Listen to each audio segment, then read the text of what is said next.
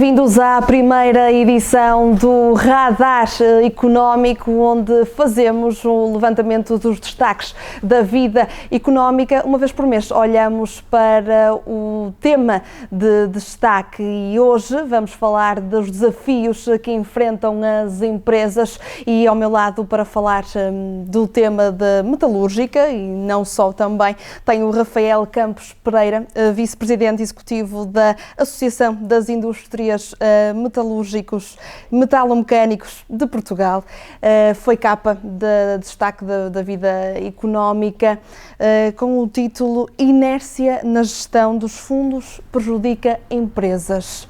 Ora, pergunto-lhe logo desde o início o que é que está a falhar para isto acontecer? Nós, neste momento, em Portugal, temos ainda em suposta execução o maior envelope financeiro de que há memória no nosso país. Nós estamos ainda a concluir a execução do PT 2020, temos o PRR e o início do PT 2030. Acontece que a burocracia, algum ambiente de desconfiança e até de hostilidade anti-empresarial, o medo de decidir, a inércia pura e simples, tudo isto está a causar graves prejuízos à execução destes programas e, portanto, há possibilidade de Portugal poder, e da economia portuguesa de uma forma geral, poderem beneficiar destes envelopes financeiros extraordinários.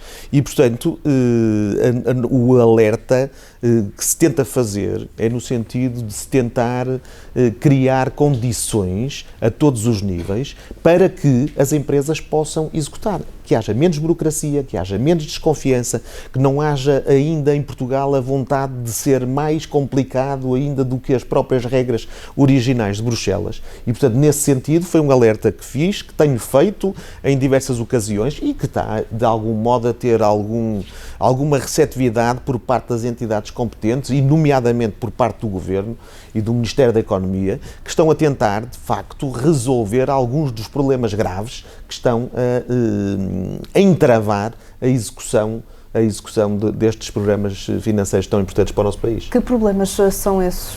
Excesso de burocracia, um reporte excessivo, criação de regras que impedem a execução, criação de regras, por exemplo, que impedem que os beneficiários de alguns projetos no PRR possam, eles próprios, comprar equipamentos a outros beneficiários, o que vai impedir a execução de alguns desses fundos, que impedem que as entidades principais em Portugal na área da formação possam servir a economia no âmbito dos fundos e, portanto, há muitos problemas que têm surgido. Julgo que o Governo está atento e que está a tentar resolver alguns desses problemas, mas para que isso possa acontecer é preciso que sejam denunciados, é isso que nós temos tentado fazer. Face a países da Europa, Portugal ainda continua muito burocrático e não desburocratizando, passando aqui esta palavra, esta expressão, é isto que nos está a atrasar tudo? Eu diria que não é só Portugal. A Europa é também uma teia burocrática inacreditável. É uma teia burocrática de tal forma grande que, desde logo, na origem, logo em Bruxelas, há muita burocracia e muitos constrangimentos à execução destes projetos. Portugal depois acontece que consegue ainda acentuar mais essa tendência burocrática da Europa e essa tendência regulamentadora, pouco inovadora, que nos faz comparar muito mal com os Estados Unidos e com a China nesse nível, não é? Particularmente os Estados Unidos, que inovam muito mais, têm muito menos restrições regulamentares e burocráticas e, portanto, acabam por impulsionar de forma muito relevante a economia e, como sabemos, nos últimos anos, em termos de investimento em inovação, em termos de criação de valor acrescentado, em termos de produtos diferenciados, o diferencial entre a Europa e os Estados Unidos está a aumentar, a favor dos Estados Unidos. No inquérito realizado pela Associação, de qual é vice-presidente, destaca-se a resiliência das empresas, mas também se verifica uma estagnação no crescimento. Por que é que isto acontece? Enfim, verifica-se uma estagnação no crescimento nas exportações, porque de facto os números tinham sido extraordinários em 2023 e não foi fácil em 2024 manter essa trajetória ascendente. O que acontece é que neste momento estamos abraços com duas guerras na Europa, uma mesmo dentro da Europa, outra às portas da Europa. Estamos ainda na ressaca de problemas graves como a questão da pandemia, a questão da dificuldade das matérias-primas, a questão da inflação. Há uma série de ocorrências que se verificaram nos últimos anos e que continuam a ter aqui um custo muito grande que as empresas pagam. Apesar de tudo, e é por isso que eu também sublinho essa questão da resiliência, apesar de tudo, as empresas portuguesas estão a conseguir resistir, a conseguir, mais do que sobreviver, a conseguirem ser resilientes e de facto estão a beneficiar de algumas vantagens, nomeadamente do nearshoring, e alguma apetência de alguns grandes clientes por empresas que são mais próximas do ponto de vista geográfico, cultural, etc. E nós, apesar de tudo, conseguimos resolver ou colmatar um pouco as dificuldades por essa via. Nomeadamente, e isso também explica que a Europa esteja de algum modo em crise, a Alemanha está numa crise grande, particularmente no cluster automóvel. Mas, curiosamente, as nossas empresas continuaram a crescer nas suas exportações para a Alemanha.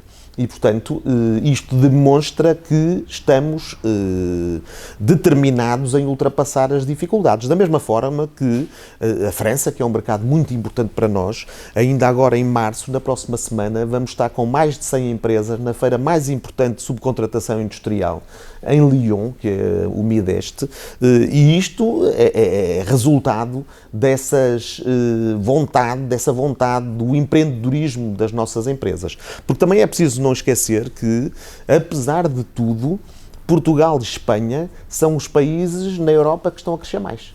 Em termos económicos, são os que estão a crescer mais. E isso, no que diz respeito ao nosso país, é muito graças à determinação do setor mais exportador da economia portuguesa, que exporta 1/3 das vendas ao exterior da indústria transformadora nacional. E olhamos aqui para... Que é o setor metalúrgico e metalomecânico. Exatamente, de que qual falamos também desde o início. Olhamos por aqui para a sua entrevista, que destaca também a escassez de trabalhadores, que continua a ser grande, e é também um obstáculo aqui ao crescimento das empresas no setor. E eu pergunto-lhe o que é que está a impedir que haja este crescimento. A questão demográfica é determinante e depois também é preciso ver que no que diz respeito a algumas funções importantes para a diferenciação das empresas, para a criação de valor acrescentado, nós estamos a competir neste momento com empresas de outros setores, com empresas de outros países a nível mundial. Há funções que são cada vez mais vitais para as empresas, nomeadamente na área da inovação, e as pessoas aqui em Portugal, todos conhecemos alguns amigos ou alguns familiares que trabalham para empresas americanas ou para empresas canadianas a partir de Portugal com salários muitíssimo superiores àqueles que as empresas neste momento podem pagar. E, portanto, juntando a questão da evolução demográfica negativa com a da concorrência que temos na atração de talentos, de facto, isso ajuda a explicar a dificuldade que temos em reter pessoas. Depois também é verdade que em Portugal continuamos a ter uma carga excessiva de impostos sobre o trabalho. Não faz sentido. Não faz sentido que o IRS e também o IRC continuem tão acentuados com valores tão altos. Fazemos aqui um olhar breve também pelos fundos, que já falou ao início, e os atrasos de pagamentos. Como é que as empresas podem continuar a ser competitivas no mercado quando o apoio financeiro não chega a tempo? A verdade é que as empresas têm que sobreviver e ser resilientes e ser determinadas independentemente dos fundos, independentemente da existência dos fundos. E, portanto, as empresas não podem contar com os fundos para viverem. Agora, também é verdade que os nossos países concorrentes e as empresas concorrentes das nossas, de outros países europeus, estão a beneficiar com mais agilidade de mais fundos e de regras menos rígidas. E, portanto, nessa medida, acho que Portugal tem a obrigação de diminuir esta espécie de concorrência desleal que está a acontecer. E falamos aqui na inércia do Estado, é uma das partes que podemos também ler na entrevista. Pode dar exemplos concretos? A inércia tem a ver exatamente com o que no início desta conversa sublinhei. Não se decide, atrasam-se as decisões e ao atrasar decisões, nomeadamente na questão dos fundos, impede-se a execução dos fundos. Mas isto acontece não só na execução dos fundos, acontece nos licenciamentos ambientais, acontece no acompanhamento, na emissão de alvarás, acontece em imensos processos administrativos em que o Estado português e as suas instituições não tomam decisões céleres. E, portanto, isso é quando, ao não tomar decisões céleres ou pura e simplesmente não tomar decisões, daí eu falar na inércia do Estado.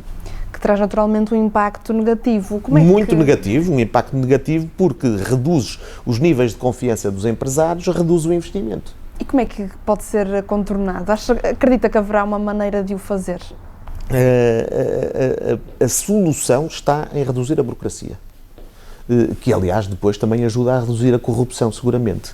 Desde logo em Bruxelas, e em Bruxelas parece que estão a investir forte nessa área. A Comissão Europeia quer reduzir a burocracia, anunciou a publicação, inclusive, de uma iniciativa, o Clean Act, que é para limpar a regulamentação excessiva que existe nas normas europeias, e Portugal tem que seguir esse exemplo também.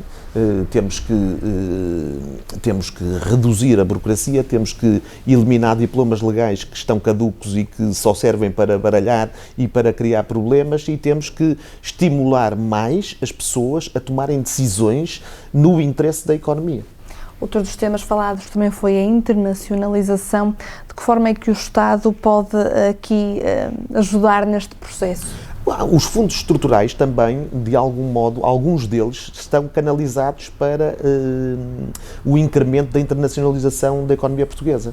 E, nomeadamente, a questão da ICEP e dos projetos de internacionalização que existem são o compromisso do Estado português nesse sentido, para ajudar as empresas a internacionalizar-se.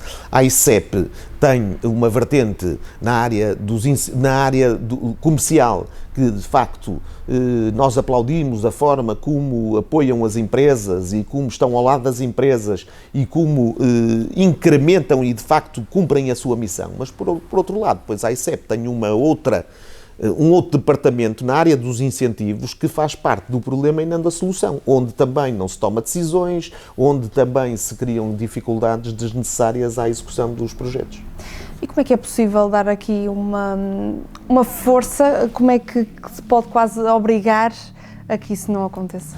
Nós não podemos obrigar ninguém. Nós o que temos é que continuar a denunciar estes problemas e esperar que haja um compromisso maior por parte dos representantes dos diversos órgãos de soberania e, nomeadamente, do Governo e da Assembleia da República, em ajudar a resolver estes problemas. Creio que estão sensibilizados, têm demonstrado, têm dado alguns sinais, membros do Governo atual, alguns sinais no sentido de tentar ajudar a resolver o problema, mas agora é preciso serem mais consequentes. Tem sido também um tema que a Associação tem estado muito atenta. Muito atenta e tem estado, e são públicas, as iniciativas que a Associação tem tomado no sentido de sensibilizar o Governo para estes problemas. E as respostas do Governo têm sido favoráveis ou até elas têm sido lentas?